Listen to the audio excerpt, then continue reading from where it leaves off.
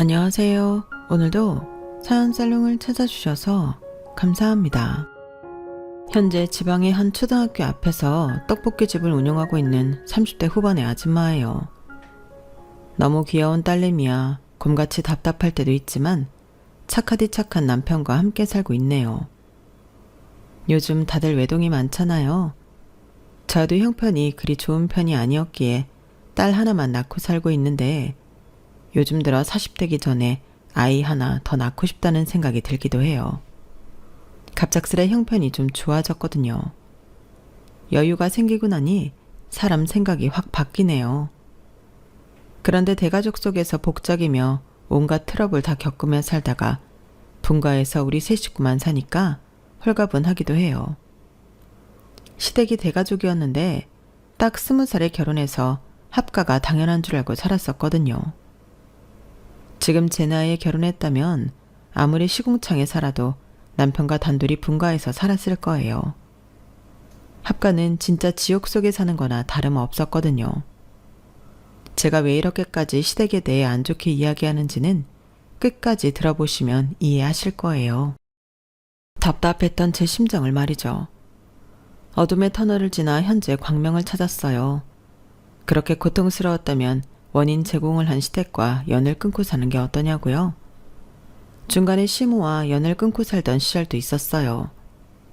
저희 딸내미가 태어나던 시점부터였던 것 같아요. 그때 에피소드를 생각하면 진짜 시모를 고소라도 하고 싶다니까요.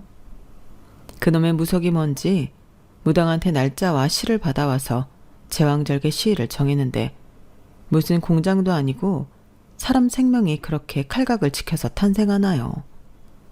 그 전에 낳으려던 걸 시모가 무당이 말한 날짜에 낳아야 한다며 바득바득 우기고 쌩 난리를 쳤다니까요. 그 덕분에 전 죽을 뻔한 고비를 넘겼고요. 이 정도면 제가 시모와 연 끊을 만하죠. 무속이면 무당 때문에 제 인생에 한이 맺힌 게 그게 처음이 아니었어요. 제 친정 아빠도 무당 여자한테 넘어가서 전 재산 다 넘기고 우리 가족을 하층민으로 전락시켜버렸죠. 이러니 제가 무당, 시댁, 시모 이야기만 나오면 거품을 물고 쌈딱 모드로 변하는 거예요. 내가 하도 당한 게 많으니 더 이상 그들에 의해 내 돈 안 뺏기고 피해 입지 않으려고 말이죠. 시댁 구성원 중 시모만 절 괴롭혔다면 그나마 낫겠네요. 개날라리 시누이와 대학물 좀 먹었다고 절 하대하던 동서는 또 어떻고요. 그나마 착한 남편과 제게 처음부터 잘해주셨던 시부가 있어서 그 집에서 버틸 수 있었던 것 같아요. 남편까지 나쁜 놈이었다면 신혼 때 당장 이혼하지 않았을까 싶네요. 남편은 앞으로 그들을 보고 살지 안 보고 살지는 저보고 결정하래요. 하지만 전 그들에게 메롱메롱 실컷 놀리면서 당당하게 살아가려고요. 더 이상 시댁 것들에게 기죽을 필요가 전혀 없거든요. 경제적 여유가 생기고 나서부터 심적인 여유가 생겨났네요. 어깨가 펴지고 깡이 생깁니다. 역시 사람은 주머니에 돈이 좀 있고 봐야 하나 봐요. 지금까지 제가 언급한 내용만 봐도 참으로 환장할 삶이었죠. 제 인생을 오늘 탈탈 털어보려고 해요. 그래야 깔끔하게 새 출발할 수 있을 것 같아서요. 제 인생의 새로운 챕터를 열어가며 한 번쯤 정리할 기회를 주셔서 감사해요. 새로운 삶의 출발을 우리 사연살롱 구독자분들과 함께 할게요. 그럼 지금부터 시작해 볼게요. 엄마라는 단어를 떠올리면 눈물부터 납니다. 죽는 그날까지 진짜 생고생 많이 하며 사신 분이거든요. 마음고생, 몸고생 다 말이죠. 저희 친정이 원래 못 살았던 건 아니에요. 엄마 아빠 둘 다 고졸의 학력으로 읍내에 위치한 조그만 회사에서 맞벌이하고 계셨거든요. 두 분 다 착하고 성실하신 분들이라 착하게 돈 모으며 정상적인 가정을 영위할 수 있었죠. 물론 두 분 다 흙수저 출신이라 엄청나게 아껴 쓰는 습관은 몸에 탑재돼 있었어요. 어떻게든 돈을 아껴야 하는데 자식을 낳으면 돈이 많이 들어가니 외동딸인 저 하나로 만족하셨다고 해요. 엄마 아빠 다 돌아가신 지금에서야 생각해보면 형제가 없는 점이 많이 아쉽긴 해요. 이 세상에서 가족이 한 명도 없어졌을 때 저 혼자인 게 두렵기도 했었거든요. 한편으론 요즘 사람들이 아이를 많이 안 낳는 게 이해가 돼요. 예전과 다르게 요즘엔 사교육까지 엄청나게 시키니 아이 하나 키우는데 돈이 얼마나 많이 들어가겠어요. 학원 하나 보내려면 과목당 3, 40만 원은 그냥 들어가더라고요. 물가는 하늘 높은 줄 모르고 치솟고 말이죠. 아휴, 요즘 사과 하나 살래도 너무 비싸서 참 망설여지잖아요. 집값은 또 어떻고요. 내 수입은 그대로인데 물가만 미친 듯이 올라가니 망연자실인 요즘이죠. 어쨌든 그리도 알뜰했던 부모님을 따라 덩달아 저도 일회용 플라스틱 수저 하나도 씻어서 다시 쓰곤 했어요. 그렇게 허리띠 졸라매며 지내는 게 당연한 줄 알고 살았죠. 그 덕분인지 부모님은 시장에 통건물은 못 사도 시장통에 점포 한 칸을 사서 월세까지 받을 수 있었어요. 남들이 보기엔 아무것도 아니게 보일 수 있어도 무자본 밑바닥에서 시작해서 실로 엄청난 성과였죠. 엄마 아빠가 같이 회사 다니면서 월급을 따박따박 저축했기에 가능했을 거예요. 그런데 그 조그만 회사가 IMF 직격탄을 맞고 망해버렸어요.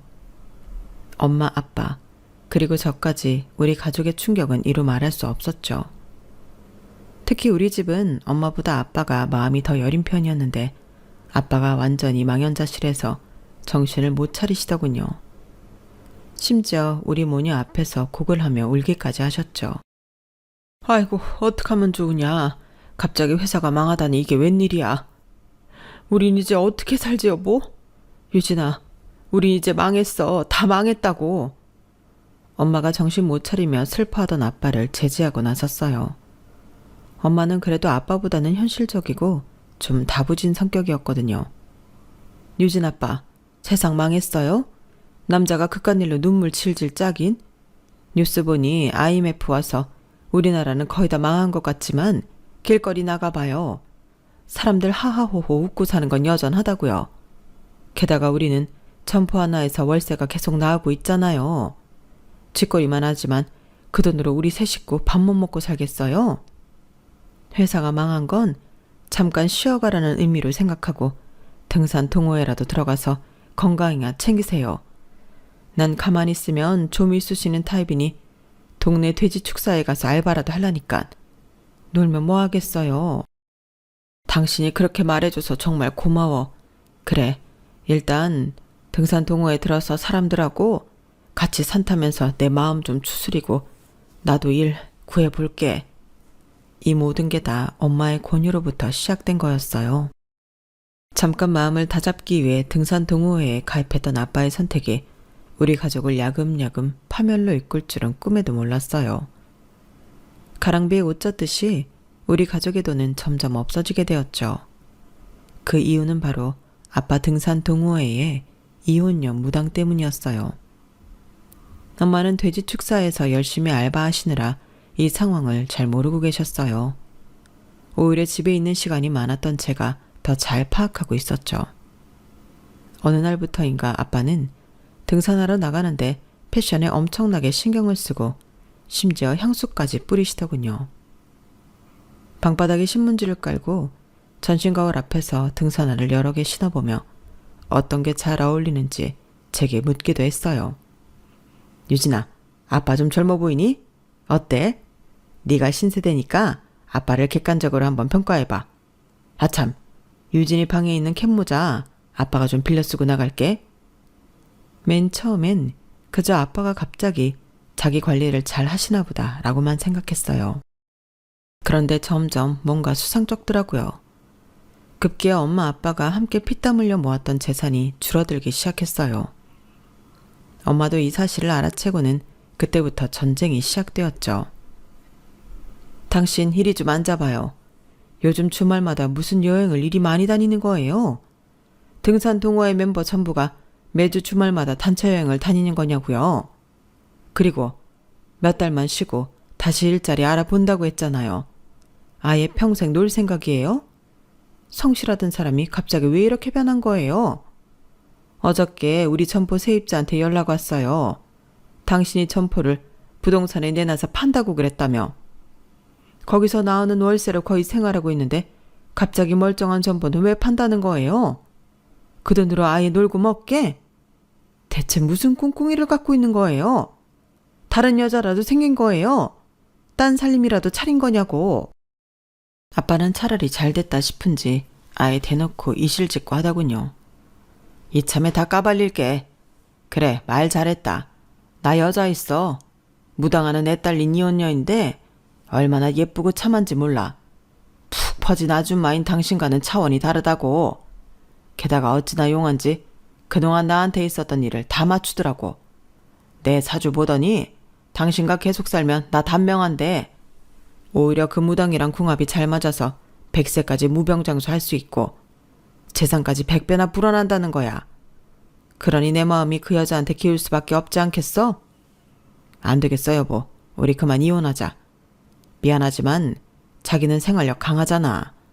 사막 한가운데 떨어져도 잡초처럼 다시 살아날 여자잖아. 그러니까 당신은 다른 남자 만나든가 여튼 가볍게 새 출발해. 옆에서 어린 제가 들어도 아빠의 말은 방구인지 개벽다구인지 모르겠더군요. 엄마도 불같이 화를 내는 건 당연지사였고요. 뭐? 가볍게 새 출발해? 그래, 우리 모녀의 주머니가 아주 가벼울 수밖에 없겠네. 바보 천치마냥 착한 내가 가장으로서 당신 면 세워주려고 이 집과 가게를 당신 명의로 해줬더니 기어코 우리 모녀를 빈털터리로 만들어? 이 미친 인간아. 당신이 진정 우리 딸 아빠 맞아? 웬 무당 이혼녀에 미쳐서 그동안 뼈 빠지게 일군 재산을 다 거덜내겠다는 거야? 그건 절대 안 돼. 그년한테 가려거든 이 재산 다 우리 모녀 앞으로 해주고 가. 아빠가 그렇게 뻔뻔한 사람인지 미처 몰랐어요. 인두껍을 쓰고 너무도 태연하게 폭탄 발언을 이어가더군요. 없어.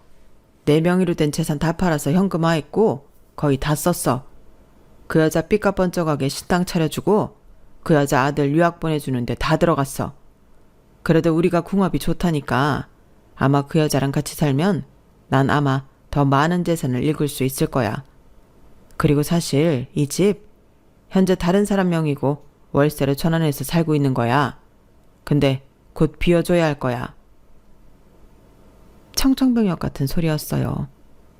우리 집이라고 생각했던 이 집은 이미 다른 사람 명의였고 아빠가 월세를 내고 계속 살고 있는 형태였어요.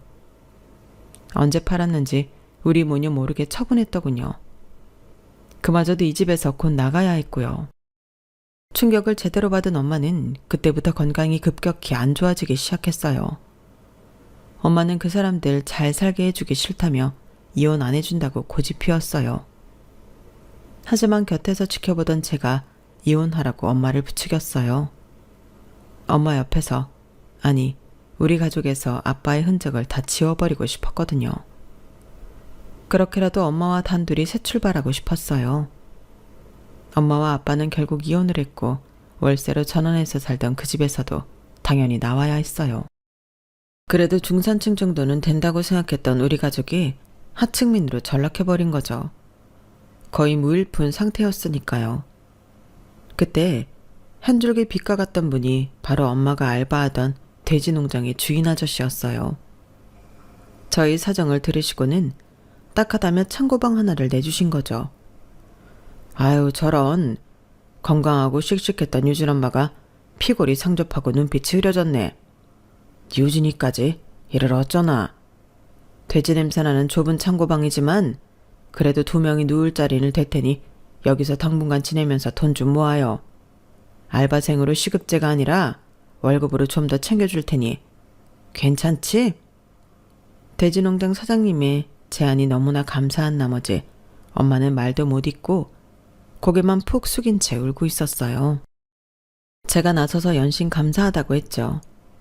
정말 감사합니다 사장님. 오갈 데 없는 저희 모녀를 살려주셔서 정말 감사해요. 이 은혜 잊지 않고 저도 엄마를 도와서 열심히 일할게요.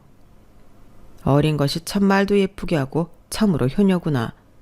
그래 가끔 시간 나면 아저씨 도와서 일하면 너한테도 용돈 주마. 돼지농장은 사장님과 갓 20살이 된 사장님 아들이 주축이 되어 운영되고 있었어요. 그 아들 이름은 이찬수였는데 공부에 별로 흥미가 없어서 대학을 안 가고 아빠 일을 돕고 있다더군요. 찬수 오빠 아래로 남동생과 막내 여동생이 있는데 남동생은 공부를 꽤 잘해서 이 일은 안 시키고 여동생은 하도 날라리라 집에서 손 놨다고 하더라고요. 사장님 부인은 없는 줄 알았어요. 이혼했거나 사별하신 분인 줄 알았어요. 돼지 농장에 코빼기도 안 비쳤거든요. 근데 사장님 부인이 몇 개월 만에 한 번씩 나오긴 하더라고요. 그러면서 창고방에서 기거하며 일하는 우리 모녀를 보며 모욕적인 말을 서슴없이 했어요. 아니 여보, 저런 거지 같은 모녀를 왜 창고방에서 지낼 수 있게 해주는 거예요? 관리비는 받고 있어요? 최소한의 관리비는 받아야 할 거 아니에요. 여기가 기숙사야 뭐야? 돼지 똥내 나는 창고방에서 잠이 오니? 하긴 생활 수준 뻔하지. 여기도 감지덕지겠지 뭐. 그 아줌마의 인성이 참 쓰레기같이 느껴졌어요.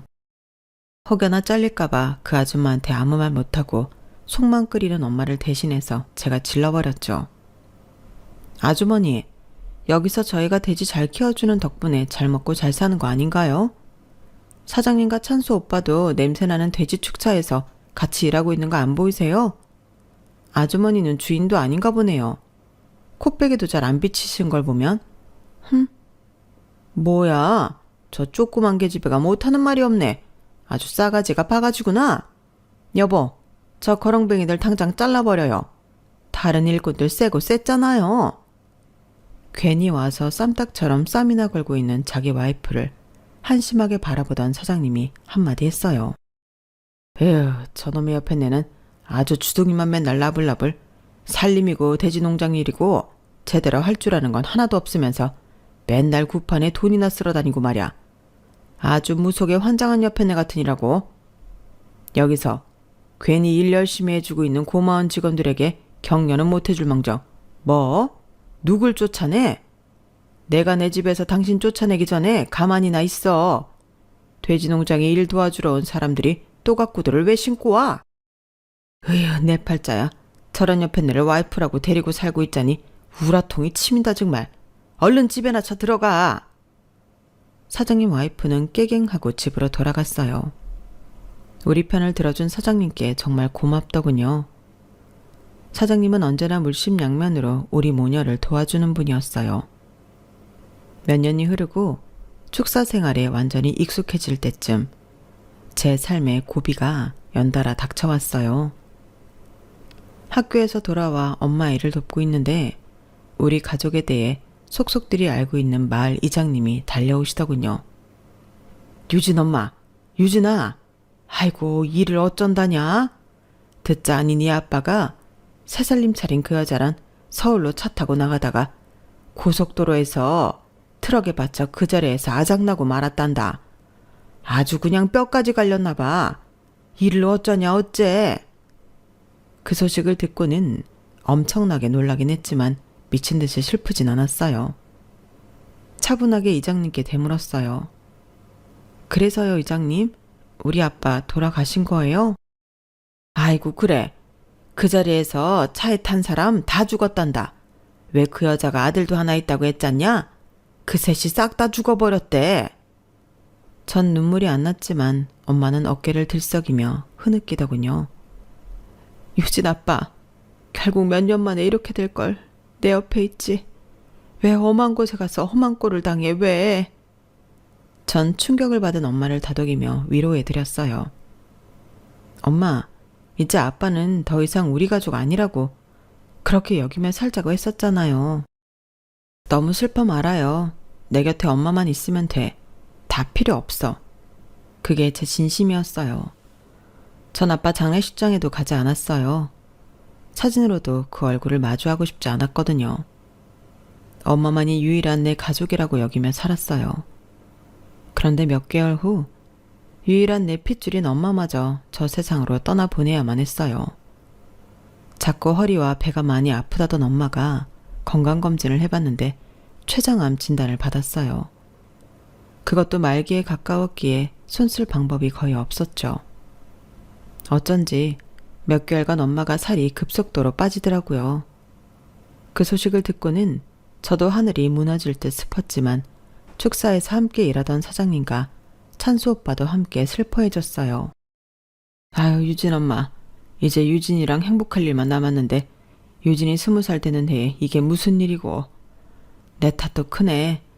사장인 내가 유진 엄마가 골골될 때 바로 큰 병원을 가보게 했어야 했는데 괜히 일만 시켜서 사람을 사지로 몰아넣었어. 정말 미안하네. 이 일을 어찌할꼬. 그래도 사람 목숨이 질긴 법이니 내가 최선을 다해 유진 엄마 살릴 방법 찾을 테니까 아무 걱정 말고 치료나 잘 받아요. 감사하게도 사장님은 엄마의 치료비 전액을 다 대주셨어요.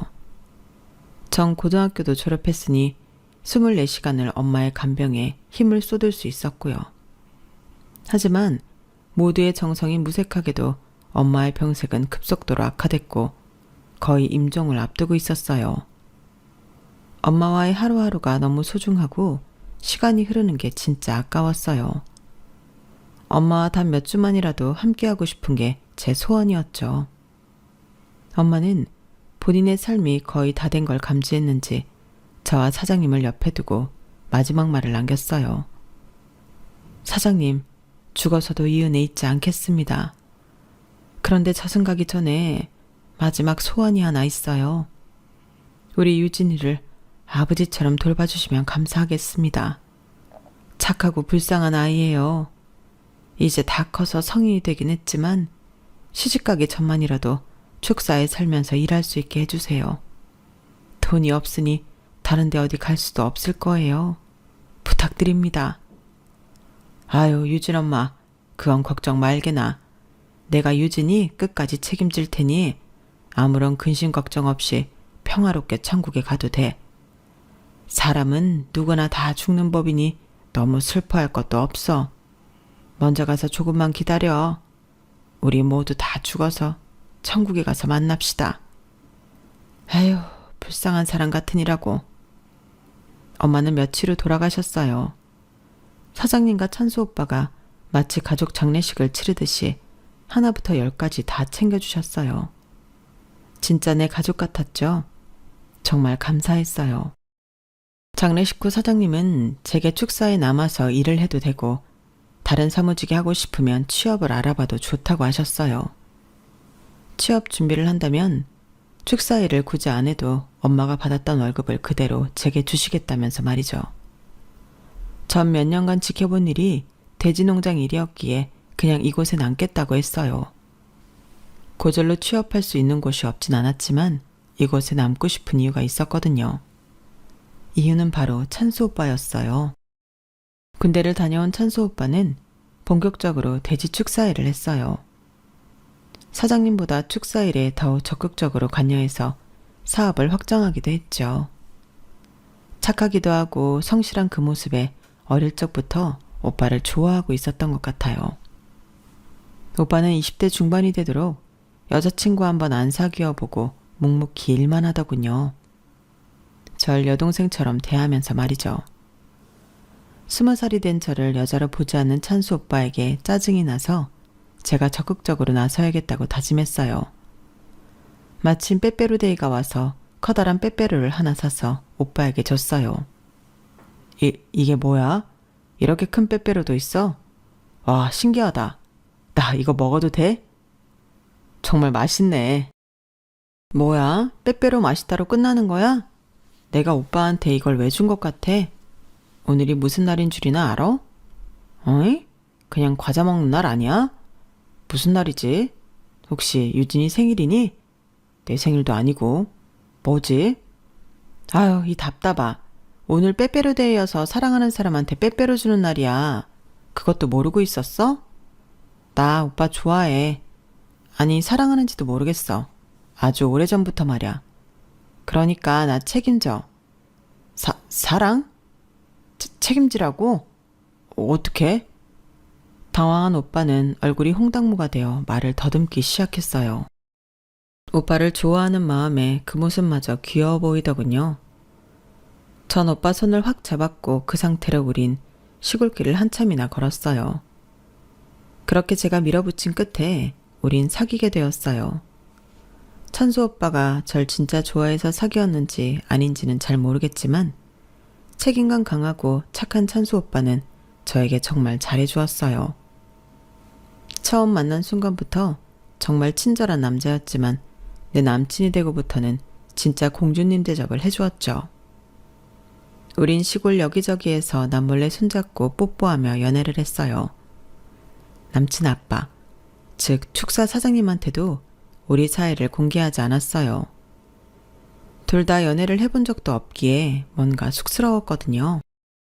그런데 모두들 퇴근한 줄 알고 불 꺼진 축사에서 뽀뽀를 하다가 그만 사장님께 딱 걸리고 말았네요. 사장님이 저희를 불렀어요. 혹시라도 불호령이 떨어질까봐 조마조마한 마음을 가지고 죄인처럼 고개를 숙이고 있었죠. 너희 연애하냐? 진작 말하지 그랬니?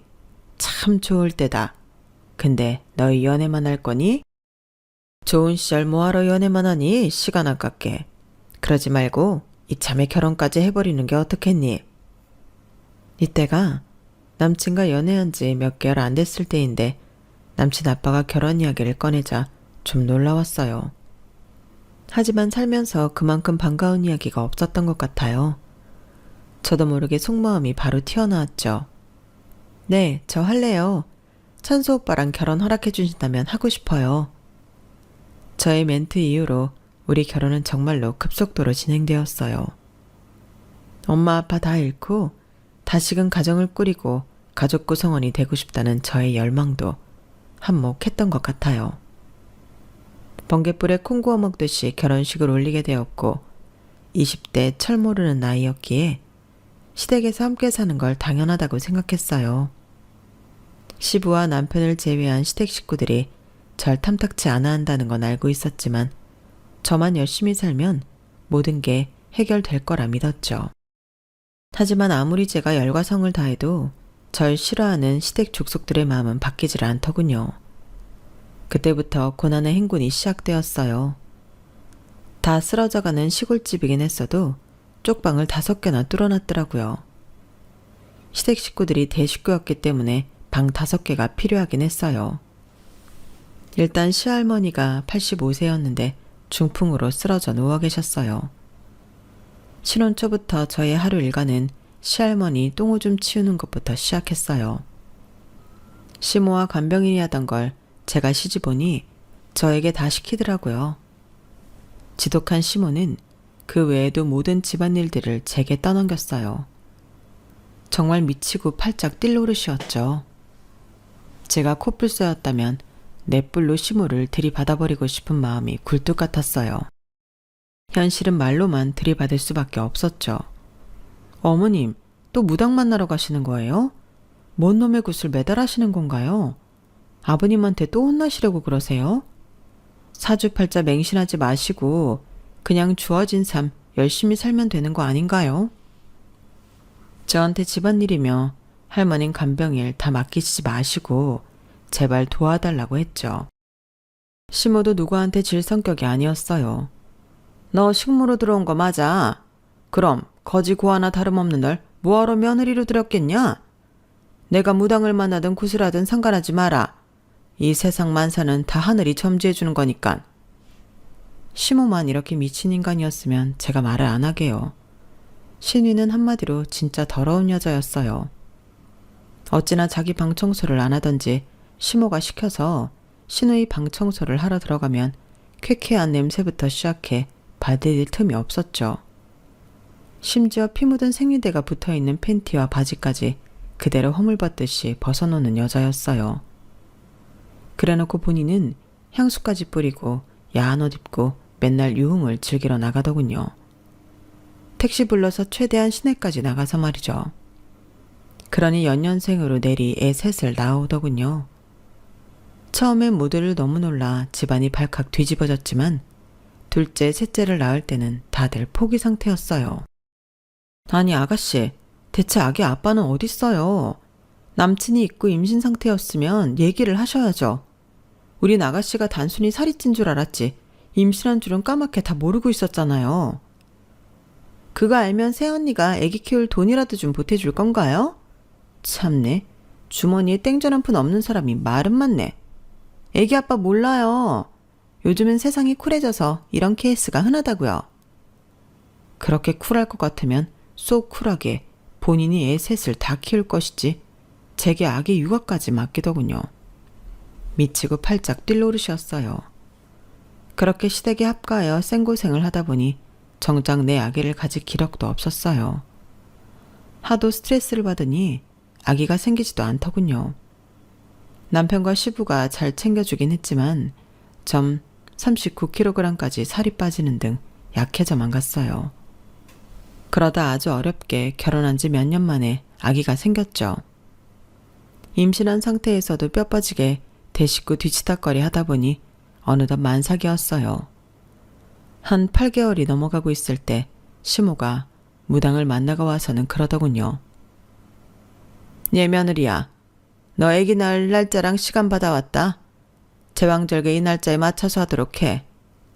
거의 명령조로 시모가 말하는 게 기분 나빴지만 요즘 젊은 사람들 제왕절개 많이 하니 그냥 알겠다고 했어요. 그런데 출산이라는 게 참 쉽지 않더군요. 시모가 말한 날짜 2주 전에 갑자기 진통이 왔어요. 그러더니 한 번도 보지 못한 선홍빛의 물이 줄줄 터져 나오더군요. 바로 양수가 터진 거였어요. 저와 남편은 너무 놀라서 119를 부르고 병원 갈 채비를 재빨리 하고 있었어요. 갑자기 시모가 방에 들어와서는 난리 부르스를 하더군요. 어딜 가냐? 안 된다. 양수가 터지든 애기 머리가 나오든 무조건 막아. 아주 용한 무당이 그 날짜에 애기가 이 세상에 나와야 나중에 돈 많이 버는 사람이 된다고 했다. 지금 병원에 가면 절대 안 돼. 어머님 미쳤어요? 돈 많이 버는 사람이 되기 전에 일단 애기가 태어나고 봐야 할 거 아니에요. 우리 애기 죽게 만들 작정이에요? 어서 비키세요. 남편과 시부까지 나서서 시모를 제지하고 나섰어요. 엄마, 물러서세요. 양수까지 터진 마당에 우리 아기 죽어요. 구급차를 타고 병원에 가서 위험할 뻔한 고비를 몇 번 넘기고 다행히 예쁜 딸내미를 낳았어요. 목숨을 걸고 아기를 낳았던 일련의 과정들을 거치면서 친정엄마가 미치도록 그리웠어요. 우리 엄마도 이렇게 날 힘들게 낳고 돌봐줬을 생각을 하니 고맙기도 하고 너무 보고 싶었죠. 며칠에 걸쳐 그렇게 서럽게 운 산모는 아마 저뿐이었을 거예요.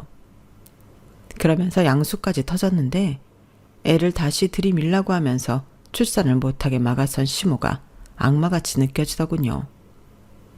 날 딸처럼 대해주는 시부 빼고는 시댁 식구들 전부가 진절머리 나게 끔찍했어요. 다시는 꼴도 보기 싫었죠. 남편에게 선언했어요.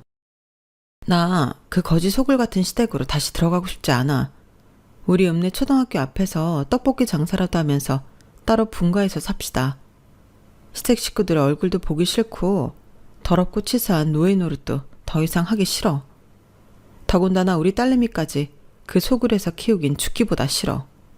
내 제안이 싫으면 나 혼자 이 아이 키우며 살 거야. 나랑 이혼해도 좋아. 갑자기 이혼? 그게 무슨 소리야. 알았어. 나도 당신이 우리 가족들한테 희생당한 거 충분히 알고 있어. 당신은 며느리로서 할 몫 다 했어. 당신 뜻대로 합시다. 난 당신과 우리 딸만 있으면 돼. 그렇게 아기를 낳음과 동시에 우리는 분가했어요. 그리고 시댁과 연을 끊었어요. 제 뜻대로 초등학교와 중학교가 있는 곳에서 떡볶이 가게를 하며 생계를 유지했어요. 다행히 장사가 잘 되어 월세에서 전세로 집도 옮길 수 있게 되었어요. 한 5년 만에 말이죠. 그 5년 동안 시댁에서 오는 모든 연락은 다 씹었어요. 시부한테 오는 연락까지 받지 않았어요. 시부한테는 너무 죄송했지만 시부 입을 통해 시댁 이야기를 간접적으로 듣는 것조차 싫었거든요. 시댁과 연을 끄는 그 5년이 너무 자유롭고 평화롭게 느껴졌어요. 아침부터 저녁까지 아이를 돌보며 일을 병행해도 힘든 거 하나도 모르겠고 인생의 꿀맛처럼 느껴지더군요. 사람한테 스트레스 안 받는 게 이토록 중요한지 몰랐네요. 그렇게 시댁을 잊고 살고 있는데 시부가 떡볶이 가게로 찾아왔어요. 그리고는 봉투를 하나 내밀면서 눈물까지 비쳤어요. 이 아이가 우리 손녀니? 이름이 뭐니? 너무 예쁘구나. 유진아, 네가 내 전화 그동안 안 받은 거 다 이해한다. 그런데 지난 5년간 우리 집에 많은 일이 벌어졌어.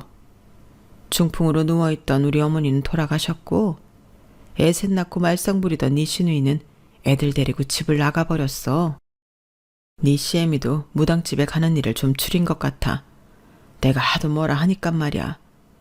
서울서 대학 다니던 네 시동생이 취업해서 결혼한다고 여자를 데려왔더구나.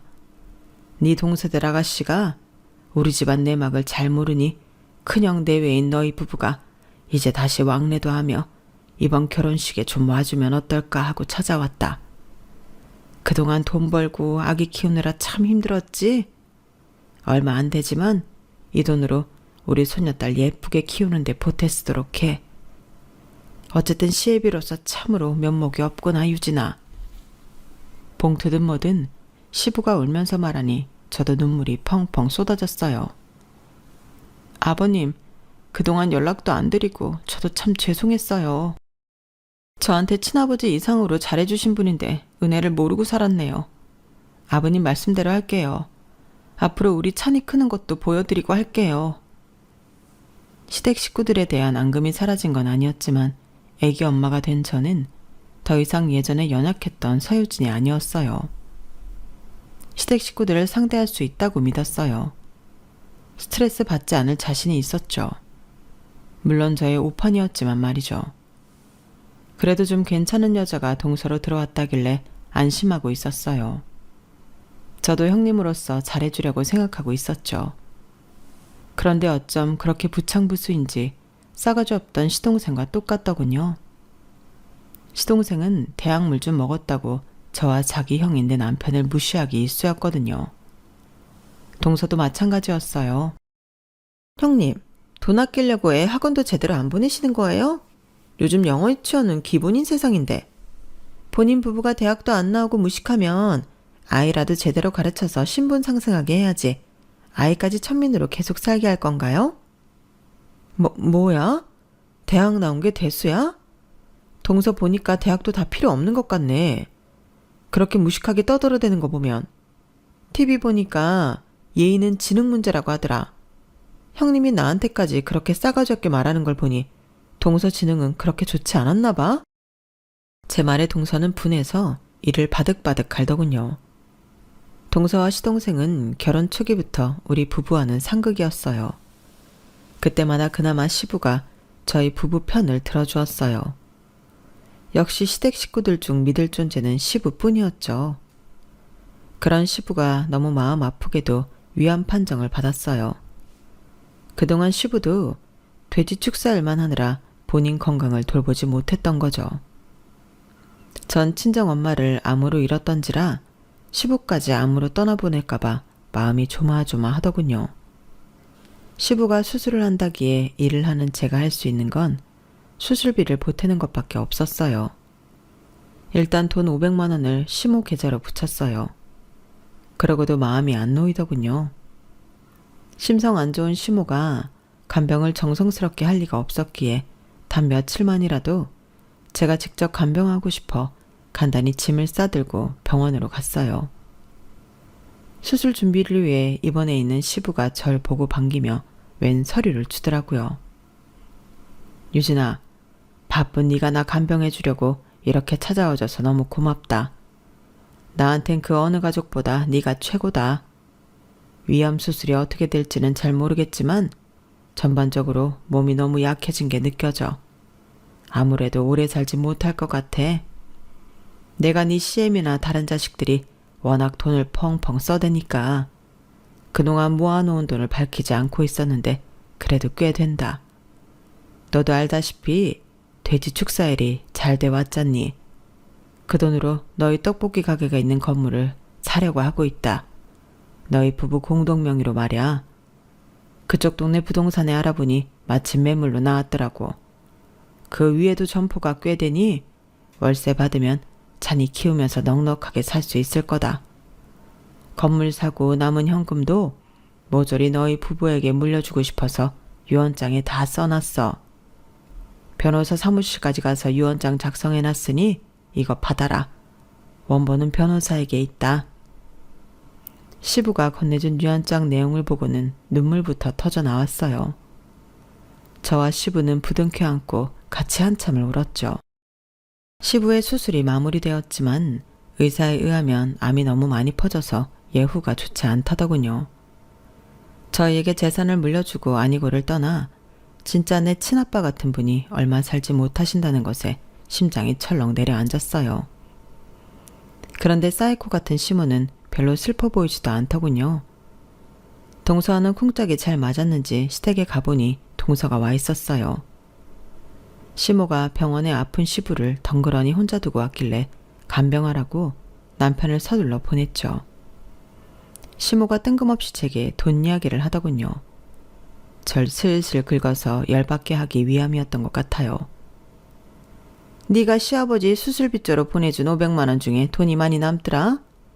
그 돈 보태서 네 동서 샤넬백 사줬다. 세아가 저 방 가서 얼른 샤넬백 좀 가져와 봐라. 얼마나 때깔이 좋은지 몰라. 네 동서가 그동안 얼마나 고생했니? 얄미운 동서는 옆에서 한술 더 뜨더라고요. 형님 고마워요. 샤넬백 잘 쓸게요. 형님 살면서 샤넬백 실물로 처음 구경하죠? 많이 봐두세요. 평생 살면서 샤넬백을 이렇게 가까이서 볼 수나 있겠어요, 어디? 하긴 떡볶이 장사하면서 명품백이 필요할 일도 없겠네요. 전 시장통에서 산 3,000원짜리 제 가방 안에 마침 아버님이 주신 유언장이 있어서 그들에게 꺼내서 보여주며 얘기했어요. 그깟 샤넬백? 잘 샀네. 이제 몇십억 부자인 나한테 몇백짜리 백은 더 이상 의미가 없지. 자, 어머님 동서 이것 보세요. 아버님께서 미리 작성하신 유언장이에요. 저희 부부가 현재 떡볶이 가게 운영하고 있는 그 건물 저희 부부 공동 명의로 사주신다네요. 그리고 남은 현금도 모조리 우리 앞으로 주신다고 하고요. 아버님께서 저희 부부만 진짜 자식이며 가족이라고 여기고 계시더라고요. 유언장 내용 참 아름답죠? 시모와 동서는 난리가 났어요. 어머 형님, 몇십억짜리 그 건물을 왜 형님네 앞으로만 사줘요? 우리는요? 우리 서울 집값 비싸서 미치겠는데 우리 부부한테는 한 푼도 안 주신다고요? 그게 말이 되나요? 이 유언장 가짜죠? 맞죠? 동서는 현실을 부정하려 들었어요. 시모도 옆에서 난리치긴 마찬가지였죠. 지금까지 몇십 년간 같이 산 마누라한테는 한 푼도 안 준다고? 아니 그게 말이 돼? 내 돈, 내 돈! 전 유언장을 다시 3,000원짜리 내 가방에 고이 넣고는 정중히 인사하고 집으로 돌아왔어요. 제 뒤통수에 대고 온갖 비난과 저주를 퍼붓는 그들을 뒤로하고 말이죠. 마음속으론 그들에게 뻑큐라도 날리고 시댁을 나오고 싶은 심정이었죠. 그만큼 통쾌했어요. 하지만 너무 안타깝게도 시부는 급속도로 증세가 악화돼 몇 달 만에 돌아가시고 말았어요. 그 전에 진짜 말씀하신 대로 다 실행하고 돌아가셨어요. 덕분에 우린 건물주가 되었지만 여전히 떡볶이 가게를 운영하고 있네요. 한결 가벼운 마음으로 여유 넘치게 말이죠. 곳간에서 인신난다고 손님들에게 전보다 더 푸짐하게 챙겨드리니 장사도 더욱 잘 되더군요. 물론 직원 여럿 고용해서 수월하게 장사하고 있네요. 시댁 식구들은 어떠냐고요? 이번엔 인연 끊지 않고 보란듯이 저희 잘 사는 모습을 보여주고 있어요. 저 괴롭히고 무시했던 시댁 식구들한테 복수하는 마음으로 말이죠. 앞으로도 우리 가족 열심히 행복하게 잘 살려고요. 그게 바로 최고의 복수인 것 같아요. 사연살롱 구독자분들, 우리 건강하게 천수 만수 누리면서 웃으며 행복하게 살자고요. 그게 여러분들에게 스트레스 줬던 족속들에 대한 최고의 복수니까요. 모두들 화이팅입니다. 여러분, 사연 댓글에 응원과 현명한 조언 부탁드려요. 좋아요와 구독은 저에게 큰 힘이 됩니다. 오늘도 좋은 일 가득하세요.